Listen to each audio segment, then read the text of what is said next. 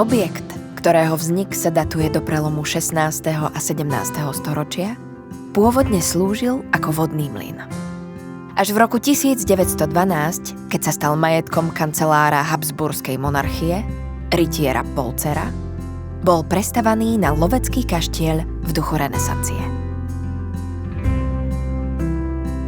V neskoršom období bol objekt prispôsobený pre školské účely, ktorým slúžil až do nedávnej minulosti.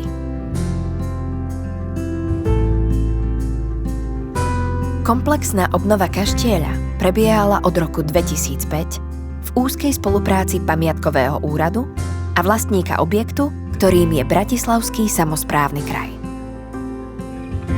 Príprava obnovy zahŕňala podrobný umelecko-historický a architektonicko-historický výskum. Výsledná podoba objektu dnes prezentuje poslednú, najvýraznejšiu stavebnú fázu. Sezónne šľachtické sídlo zo začiatku 20. storočia.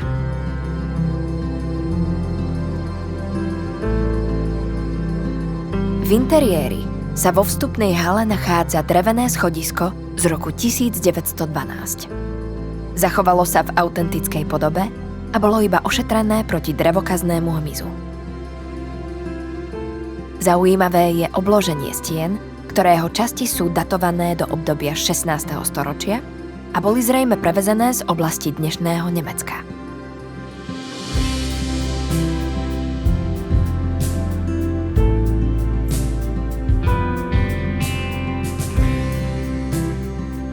Dobovú atmosféru interiéru umocňujú aj zachované dvere s pôvodnými kovaniami a ozdobným vavrínovým pásom. Výskum potvrdil aj ich pôvodnú zelenú farebnosť, ktorá im bola počas obnovy prinavrátená. Všetky historické dvere boli umelecko-remeselne obnovené. Umelecko-remeselne boli obnovené aj zábradlia a tiahla pavlačí. Farebnosť fasád vychádza z návrhu obnovy pamiatkového výskumu, ktorého metodickým východiskom bolo odstránenie nevhodných cementových omietok z 50. rokov 20. storočia a prinavrátenie pôvodného výrazu pamiatky. Väčšina originálnych okien bola v minulosti odstránená a nahradená tvarovo nevhodnými. Počas obnovy sa pristúpilo k ich výmene za tvarové kópie historických okien podľa dobových fotografií. Pôvodné okná z roku 1912, ktoré sa dodnes zachovali, boli umelecko-remeselne obnovené.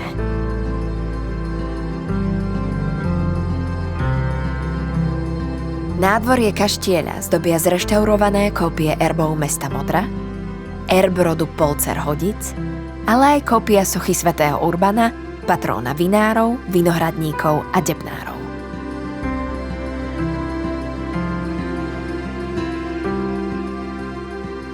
Zreštaurovaný bol aj renesančný vstupný portál, ktorý bol pravdepodobne prevezený z iného objektu počas stavebných úprav rytierom Polcerom.